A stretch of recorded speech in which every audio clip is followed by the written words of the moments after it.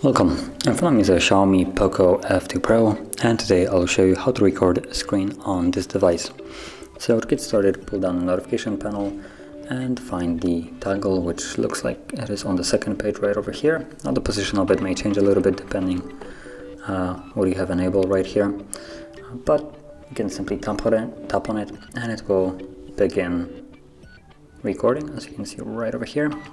Now this little thingy thing right here that I can move around and pause and see how long you've been recording. Even though it's visible right here, it's not being recorded. And whatever you will do now will be recorded. And once you're done, you can simply tap on it, tap on the square, and it gets saved. And to view your videos that you have recorded, you can go back to the toggle right here, and instead of tapping on it, hold it, and this will take you to the screen recorder and all the saved footage, and from here you can simply tap on it and play it.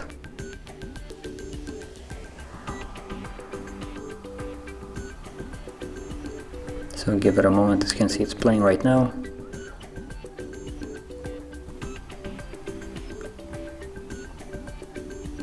And the screen should start moving right about now. There we go.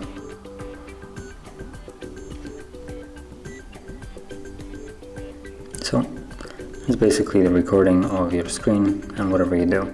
You can also go into the settings right here and change a couple things, although it seems like everything is set to almost respectable frame rates and quality.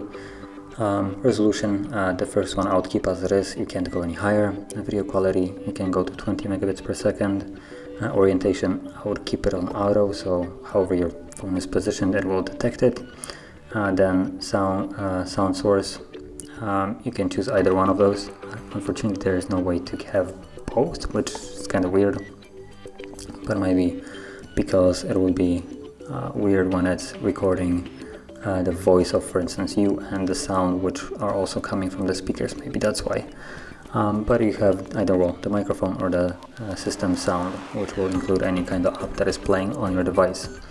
And then fixed frame rate, and then you have frame rate itself. And now here, I would totally go for 60. So this I advise you to change to 60, and this will increase the how smooth the video looks like. So I can actually go back to it and start recording it again and quickly move it around, and you'll immediately see the difference right here. So let's just save it, go back to here, and it's going to be this one. So you'll immediately see that it is way smoother than the previous one. Now the other one was really choppy in my opinion. So let me just move it along. There we go.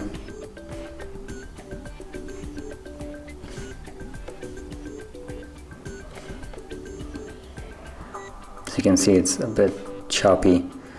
So yeah, I advise you to go to 60, and once that's set, you can start recording. But that is basically how you do it, and if you found this very helpful, don't forget to hit like, subscribe, and thanks for watching.